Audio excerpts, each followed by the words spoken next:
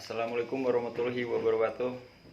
Yang terhormat Pak Patullah selaku dosen pembimbing mata kuliah manajemen proyek. Perkenalkan, saya Bayu Arianto dari semester 5 akan menjelaskan tentang manajemen proyek yang telah Bapak tugaskan kepada kami.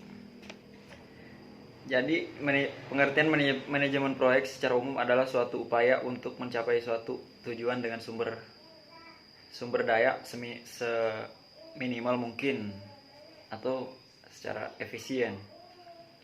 Secara kolektif, manajemen proyek adalah suatu pendekatan metode untuk mengelola suatu proyek. Jadi tujuan manajemen proyek adalah menyelesaikan tepat waktu. Pada manajemen waktu ditentukan lini masa yang berisi kapan suatu kegiatan harus dimulai. Kedua, yaitu menjaga anggaran. Anggaran merupakan salah satu aspek yang dikaji dalam manajemen ini. Dengan pengajian tersebut, dicari jumlah anggaran seminimal mungkin, tetapi masih dapat mencantumkan capaian kriteria proyek. 3. Menjaga kualitas. Sebagaimana telah disinggung pada poin sebelumnya, kriteria proyek yang ditentukan di awal harus tercapai. Artinya manajemen proyek harus membuat standar kualitas. Keempat adalah melancarkan proyek, yaitu pada akhirnya proyek yang ideal adalah proyek yang selesai. Selanjutnya adalah sasaran manajemen. Sasaran manajemen proyek adalah sebagai berikut. 1. Menyelesaikan dan mengembangkan. 2. Meningkatkan nama baik pelaksana proyek berdasarkan kualitas. 3. Menciptakan suasana kerja yang kondusif untuk mendukung terselenggaranya manajemen proyek. Keempat, yaitu menjaga keharmonisan antar pihak dalam proyek sehingga seluruh pihak terlibat akan memberikan yang terbaik.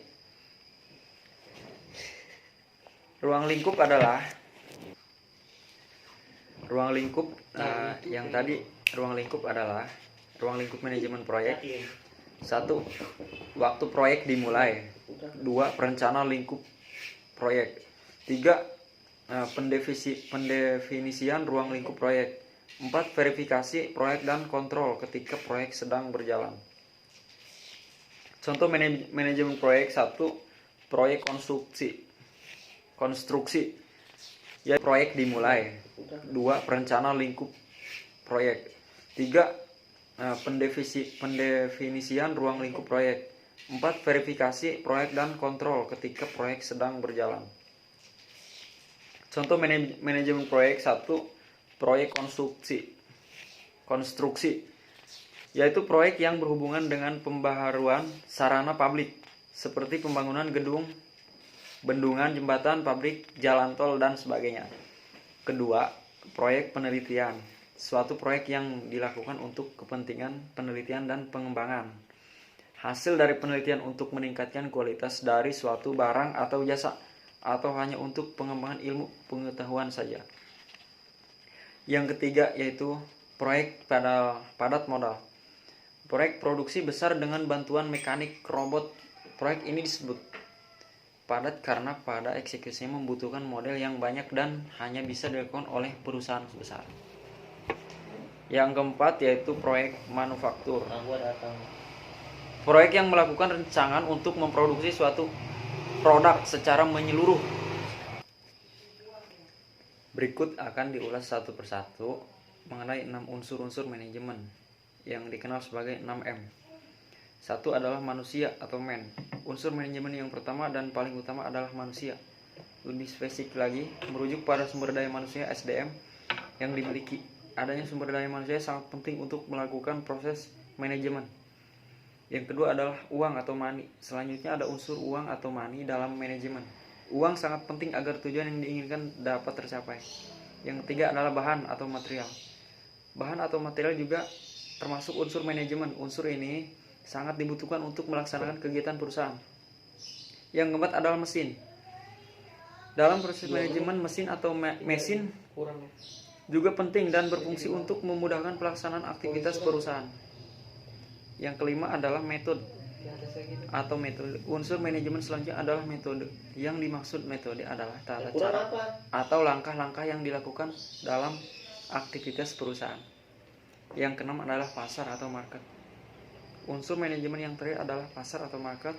Pasar menjadi unsur yang sifatnya sangat strategis karena penguasaan pasar akan menjadi faktor yang menentukan keberhasilan perusahaan. Nah, itu adalah referensi unsur-unsur manajemen beserta pengertian ciri-ciri dan contohnya. Kesimpulannya yaitu manajemen merupakan sebuah proses terpadu di mana manusia atau man. Unsur manajemen yang pertama dan paling utama adalah manusia. Lebih spesifik lagi, merujuk pada sumber daya manusia SDM yang dimiliki. Adanya sumber daya manusia sangat penting untuk melakukan proses manajemen. Yang kedua adalah uang atau money. Selanjutnya ada unsur uang atau money dalam manajemen. Uang sangat penting agar tujuan yang diinginkan dapat tercapai. Yang ketiga adalah bahan atau material. Bahan atau material juga termasuk unsur manajemen. Unsur ini sangat dibutuhkan untuk melaksanakan kegiatan perusahaan. Yang keempat adalah mesin. Dalam proses manajemen, mesin atau mesin juga penting dan berfungsi untuk memudahkan pelaksanaan aktivitas perusahaan. Yang kelima adalah metode atau metode. Unsur manajemen selanjutnya adalah metode. Yang dimaksud metode adalah tata cara atau langkah-langkah yang dilakukan dalam aktivitas perusahaan. Yang keenam adalah pasar atau market. Unsur manajemen yang terakhir adalah pasar atau market. Pasar menjadi unsur yang sifatnya sangat strategis karena penguasaan pasar akan menjadi faktor yang menentukan keberhasilan perusahaan. Nah, itu adalah referensi unsur-unsur manajemen beserta pengertian ciri-ciri dan contohnya.